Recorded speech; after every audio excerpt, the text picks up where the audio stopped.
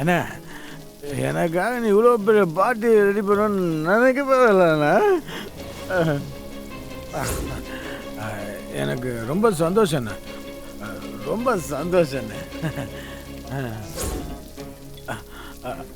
அண்ணா என்னாச்சு? திவா அங்கே பாரு.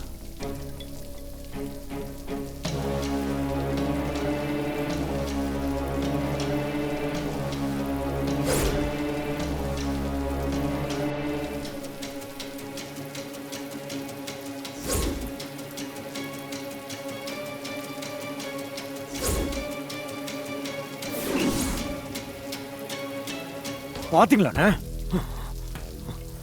நம்ம பழி வாங்கறதுக்காக அவளை தலையில கட்டி வச்சா இவன் அவ கூட குடும்பமே நடத்த ஆரம்பிச்சிட்டான். அங்க பாருண்ணே எவ்வளவு சந்தோஷமா ஆடிக்கிட்டு சிரிச்சுக்கிட்டு இருக்காங்கன்னு.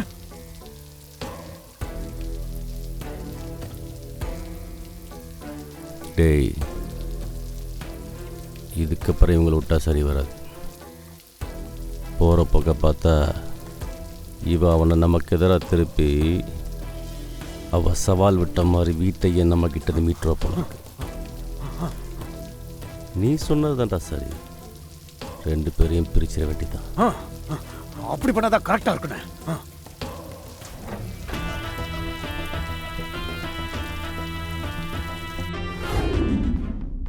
என்ன 2 பேரும் தனியா முணுமுணுத்துட்டு இருக்கீங்க? என்ன விஷயம்? அதில் என்ன, தேன்மொழி மேடம் எல்லா கட்சி ஆளுங்களையும் ஆஃபீஸில் தான் பார்ப்பாங்க. ஆனால் அவங்களே நேராக அவங்க வீட்டுக்கு வராங்கன்னா கிருபாண்ணே வாசல் வரைக்கும் வந்து அவங்கள வரவேற்கணும்ல. அண்ணே, கிருபாண்ணே வாசல் வரைக்கும் வரலனாலும் பரவாயில்ல, கிருபாண்ணனோட மனைவி பொண்ணு யாராச்சும் ஒரு ஆள் அனுப்பிச்சி விடுங்க. அவங்க வந்து ஒரு சால்வை போட்டு மேடமை உள்ளே கூட்டிகிட்டு வந்துட்டா அதுக்கப்புறம் கிருபாண்ணே வரட்டும். ஓ, அண்ணனுக்கு அரசியல பொண்ணுங்க கலந்துக்கிறது பிடிக்காதுன்னு தெரியும்ல. அதுவும் அண்ணிலாம் வரத்துக்கு வாய்ப்பே கிடையாது. அதான் அவர் தம்பி நான் இருக்கேன்ல, நான் பாத்துக்கிறேன். நானே வேணும்னா வாசல் வரைக்கும் வந்து அவங்கள உள்ள கூப்பிடுறேன், போதுமா?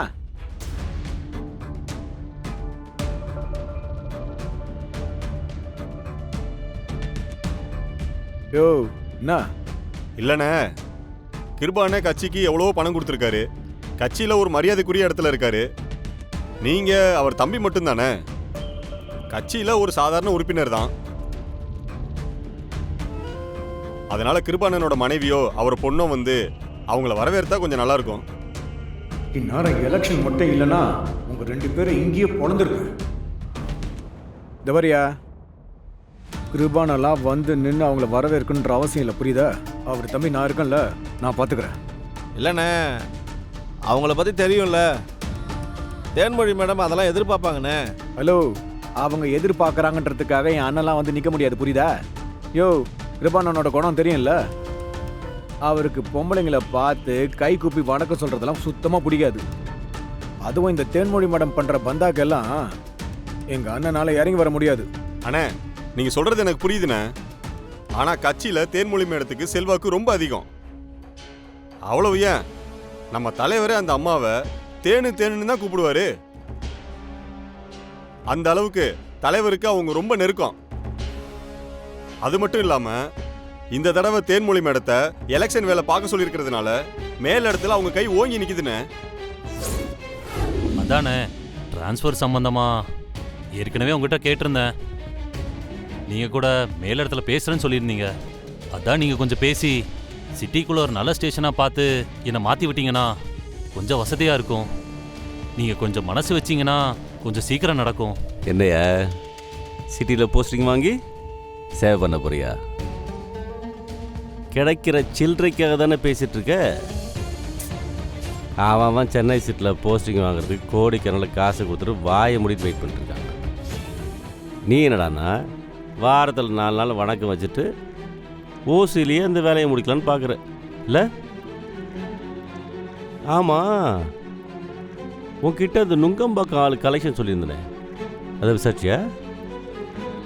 இல்லைண்ணே, அவன் என் பேச்சை கேட்க மாட்டேங்கிறானே. அவன் இந்த வேலையே உன்னால் முடிக்க முடியல, இதில் உனக்கு ப்ரொமோஷன் ஒரு கேடு. இதில் வேற வட்டிக்கு வேற கடை வாங்க வேண்டியது. ஆமாம், 3 பொம்பளை கேஸில் மெமோ இருக்குல்ல, நீ உனக்கெல்லாம் பார்த்து தான் பண்ண முடியும். டக்கு டக்கெல்லாம் மூவ் பண்ண முடியாது. எலெக்ஷன் வேறு வருதுயா. கட்சியிலேருந்து ஒரு முக்கியமான ஆள் வராங்க. அவங்கள பார்த்துட்டு அப்புறமா மேட்டர் டீல் பண்ணுறேன். திவா, இந்த மாதம் வட்டியில் அவங்களுக்கு வந்திருக்கான்னு செக் பண்ணி பாரு. அப்படி தராதவங்க லிஸ்ட்டு போட்டு இவன்கிட்ட கொடு. இவர் எல்லாத்தையும் சுட்டு பிடிச்சிருவார். என்னையா பிடிச்சிருவல்ல? பிடிச்சிடலாண்ணே, பிடிச்சிடலாம். நீ ஓரமாக போய் வெயிட் பண்ணு, கூப்பிட்றேன். ம். மாப்பிள்ளை விழுந்துட்டான். மாறினது சிஸ்டர் இல்லை, மாப்பிள்ளை தான். நேற்று மலையில் அவங்க 2 பேரும் விரிக்க பார்த்துட்டு இருக்கும்போதே நினச்சேன், இதோ நான் சிங்கிலே போய்கிட்டு இருக்கேன் அப்படின்னு. கன்ஃபார்ம்டா. ஏன் மாப்பிள்ள, ஏதாவது புதுசாக இருக்கா என்ன? ஆமாண்டா, ஆ, எல்லாமே புதுசாக இருக்கு. என்ன புதுசாக இருக்கு? அது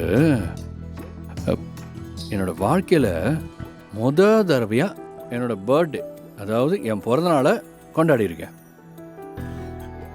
எனக்கே தெரியாத என் பிறந்தநாளை கண்டுபிடிச்சு அதுக்கு சர்ப்ரைஸாக கேக் வெட்டினதெல்லாம் எனக்கு அப்படியே நினச்சி பார்க்கவே முடியலடா. அதெல்லாம் பயங்கர புதுசாக இருக்குடா. டேய், அது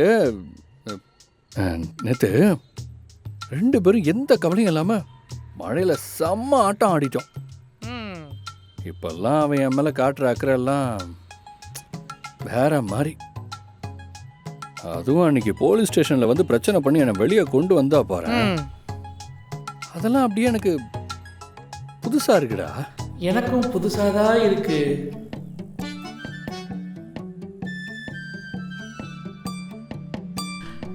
காதல் ஏன் மாப்பிள்ள, நீ சொல்றதெல்லாம் வச்சு பார்த்தோன்னா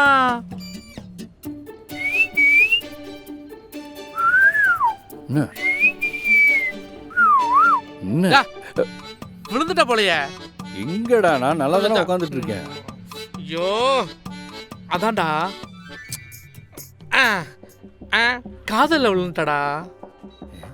காதலா? இதுக்கு பேர் தான் லவ்ஸ்.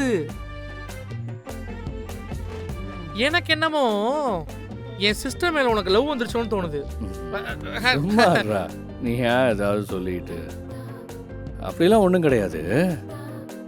ஆனால் இது எப்படி? ஒன்றும் கிடையாது. இங்க பார், உன் வாய் மட்டும்தான் இல்லைன்னு சொல்லுது. இந்த இப்படி வைக்கிறது இப்படி வைக்கிறது இப்படி வைக்கிறது நடவடிக்கைலாம் பார்த்தா எனக்கு என்னமோ என் சிஸ்டர் நீ லவ் பண்றேன்னு தான் தோணுது.